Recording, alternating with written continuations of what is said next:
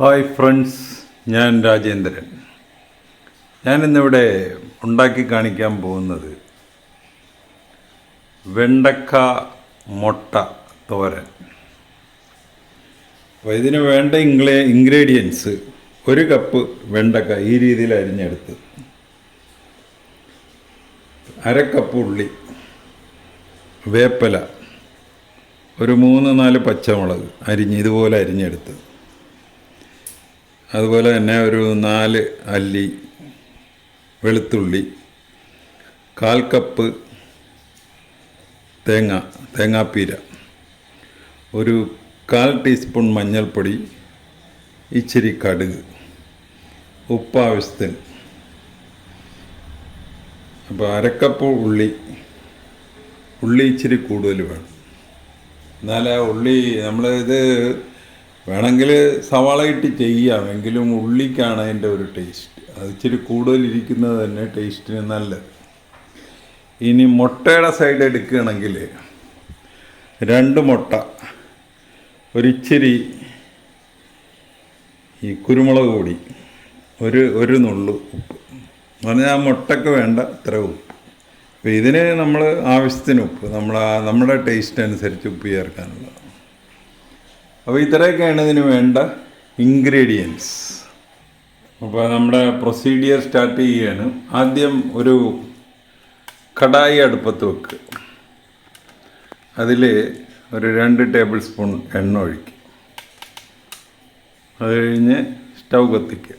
അപ്പോൾ എണ്ണ ചൂടായി കഴിഞ്ഞ് ആദ്യം ചെയ്യേണ്ടത് കടുക്, ഒരു 1/4 ടീസ്പൂൺ കടുകിട്ട് പൊട്ടിക്കുക. ആദ്യം കടുകിടുക.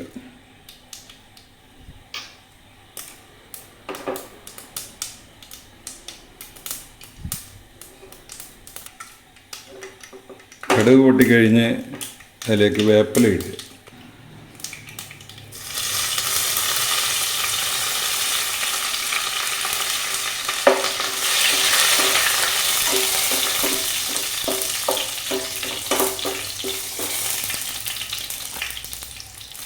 വേപ്പില ഇട്ട് കഴിഞ്ഞ് പച്ചമുളക്,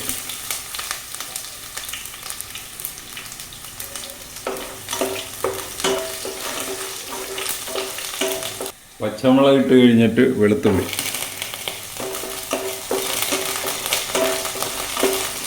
അപ്പോൾ ഈ സമയത്തൊക്കെ നമ്മൾ ഹൈ ഫ്ലെയിമിൽ ഇടാതിരിക്കുന്നതാണ് നല്ലത്. ഇതൊക്കെ കടുകൊക്കെ കരിയാതിരിക്കുന്നതാണ് എപ്പോഴും നല്ലത്.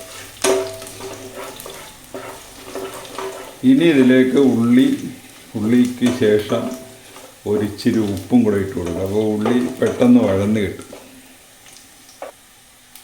ഉള്ളി യഥാർത്ഥത്തിൽ 1/2 കപ്പ് ഉള്ളിയായിട്ടിരിക്കുന്നു, നീളത്തിലരിഞ്ഞ ഉള്ളി.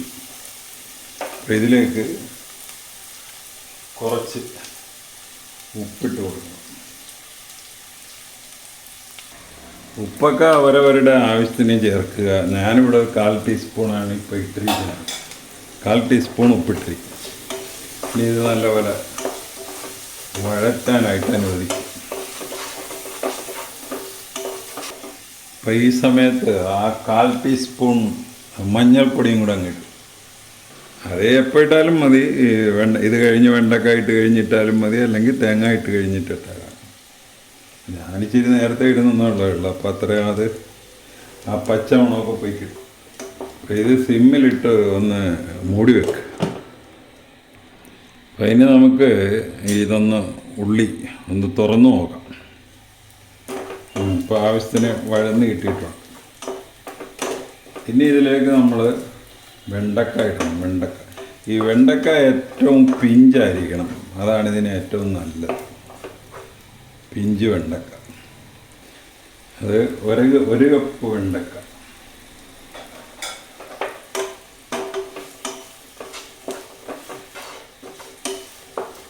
അപ്പോൾ ഈ ഉള്ളിയൊക്കെ ആയിട്ട് ഇതൊന്ന് മിക്സ് ചെയ്തിട്ട് മൂടി വെക്കുക.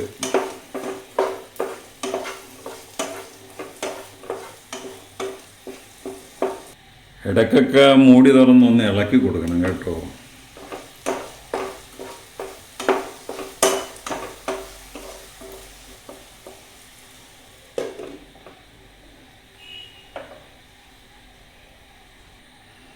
ഇനിയൊന്ന് തുറന്ന് നോക്കാം.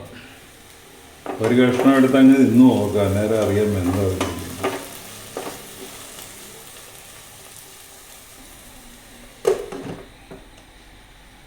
അപ്പോൾ എടുത്ത കഷ്ണം എടുത്ത് ഞാൻ തിന്നു നോക്കി, പക്ഷേ ഒരിച്ചിരി കൂടെ ഉപ്പ് വേണം. സംഗതി വെന്തിട്ടൊക്കെ ഉണ്ട്, ഒരിച്ചിരി കൂടെ ഉപ്പിടണം. എന്നിട്ട് നല്ലപോലെ ഒന്ന് മിക്സ് ചെയ്ത് കൊടുക്കുക.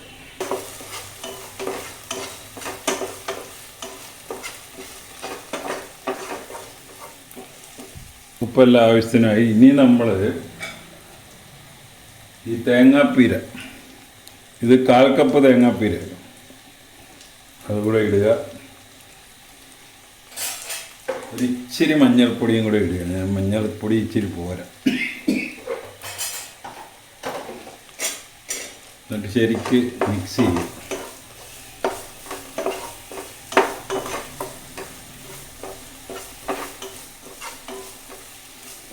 ഇത് ഓർത്തിരിക്കാൻ എളുപ്പമാണ്. 1 കപ്പ് വെണ്ടക്ക അരിഞ്ഞത്, 1/2 കപ്പ് ഉള്ളി, 1/4 കപ്പ് തേങ്ങ.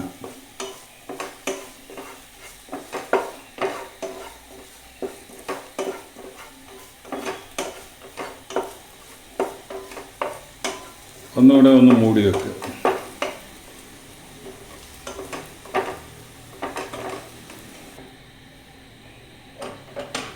പിന്നെ നമ്മൾ വേണ്ടത് 2 മുട്ട.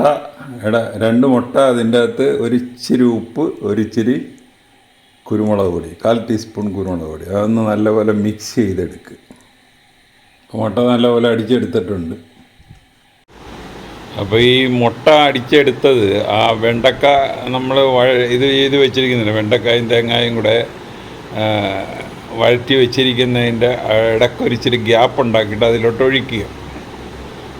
ഒഴിച്ചിട്ട് കുറച്ച് നേരം മൂടി വെക്കുക. ഇനി നമുക്ക് മുട്ട ഒന്ന് തുറന്നു നോക്കാം.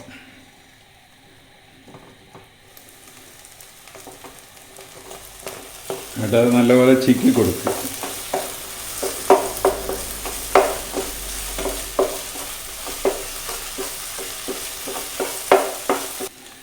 മുട്ട നല്ലപോലെ മിക്സ് ആക്കിയിട്ടുണ്ട്. ഇപ്പോൾ നമ്മുടെ വെണ്ടക്ക മുട്ട തോരൻ റെഡിയായി. വെണ്ടക്ക മുട്ട തോരൻ. അപ്പോൾ ഇനി ഇതൊരു സെർവിങ് ഡിഷിലോട്ട് മാറ്റുക. വെണ്ടക്ക മുട്ട തോരൻ റെഡിയായി. ഇനി അത് സെർവിങ് ഡിഷിലോട്ട് മാറ്റി. ഇനി ഇത് ചോറിൻ്റെ കൂടെയാണ് ഏറ്റവും നല്ലത്. ചോറിൻ്റെ കൂടെ കഴിക്കാം, ഇതിൻ്റെ കൂടെ വേണമെങ്കിലും കഴിക്കാം. നമ്മൾ ഈ ബ്രെഡിൻ്റെ ഇടക്ക് വെച്ച് കഴിക്കാം.